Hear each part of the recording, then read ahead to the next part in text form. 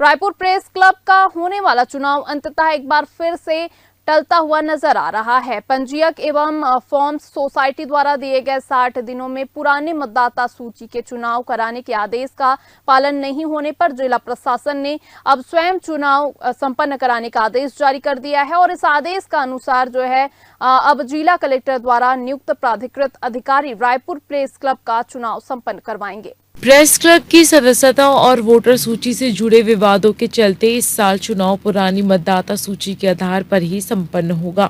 आपको बता दें कि प्रेस क्लब में बीते कुछ दिनों से मतदाता सूची और पात्रता को लेकर ढेरों आपत्तियां सामने आई थी।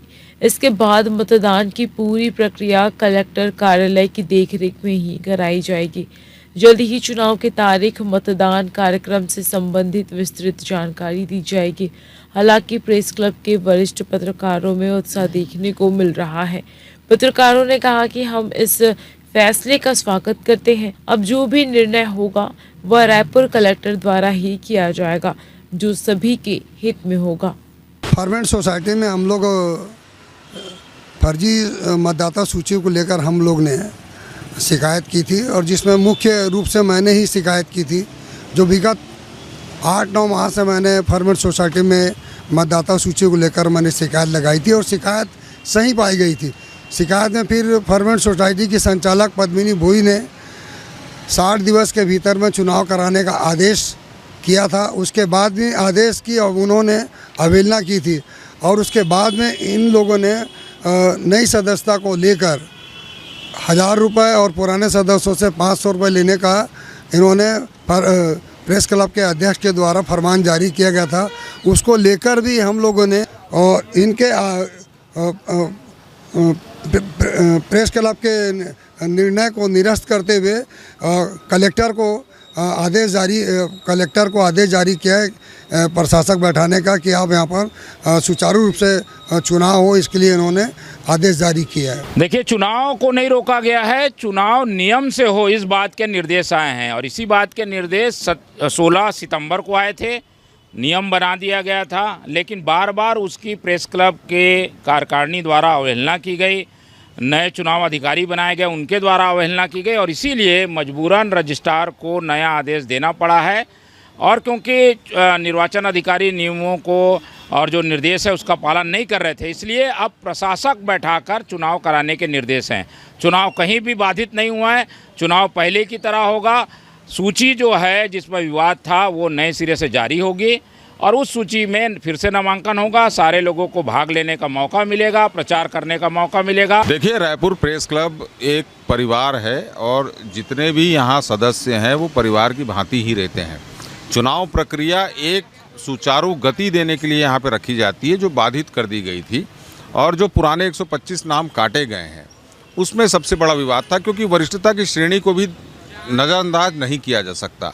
आज अगर हमारे वरिष्ठ जो हमको सिखाए हैं उनको ही हमारे से हटा दिया जाएगा, उसका निर्णय आज आया है और वो निर्णय स्वागत योग्य है, क्योंकि अब प्रशासक इस चुनाव प्रक्रिया को संपन्न कराएगा और जो यहाँ पे गतिरोध पैदा हुआ था उसको दूर करने का प्रयास अब प्रशासक ही करेगा।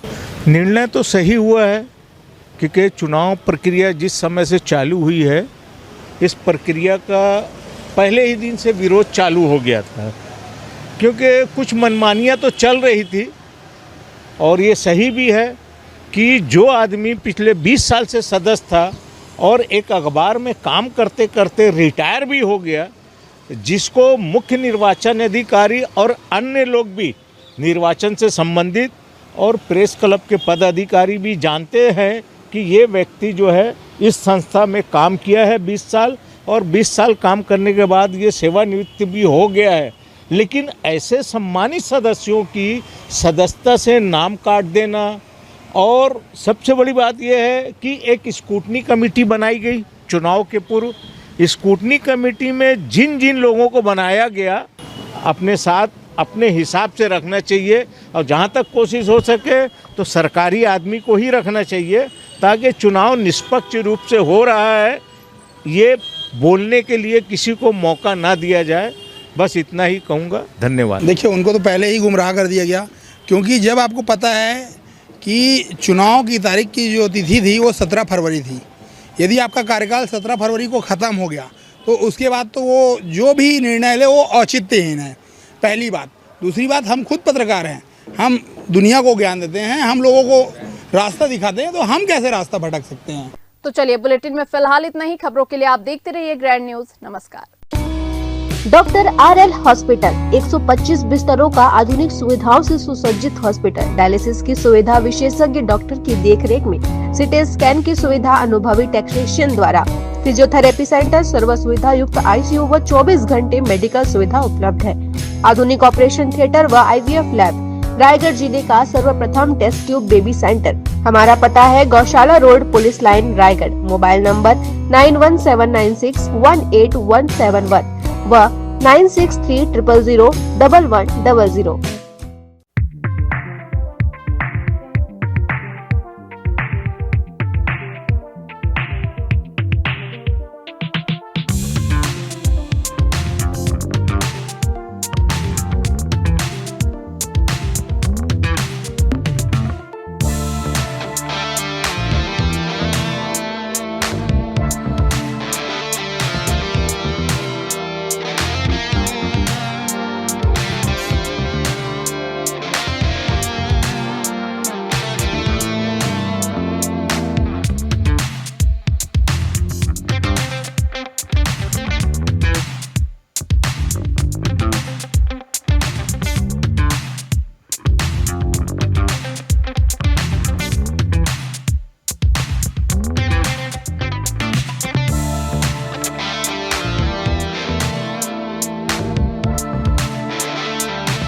Doctor Dikshit health care and multi speciality clinic. Doctor Srishti Manjul Dikshit, BHMS CMSCD। हमारे यहाँ त्वचा रोग, स्त्री रोग, पेट रोग, बालों के रोग, स्वास्थ्य रोग, मूत्र रोग सहित अन्य रोगों का स्थायी एवं सफल इलाज किया जाता है।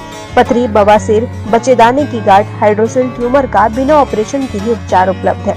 शुगर जांच, खून जांच, नेबुलाइजर, वजन जांच के साथ ही होम्योपैथी, अंग्रेजी दवाइयों के साथ चिकित्सकीय परामर्श की सुविधा भी उपलब्ध है। हमारा पता है बगुला मुखी मंदिर के पास, रामभाठा रोड, रायगढ़, छत्तीसगढ़। समय सुबह 10 बजे से 1 बजे तक और शाम 4 बजे से 8 बजे तक। Mobile number 7009501551।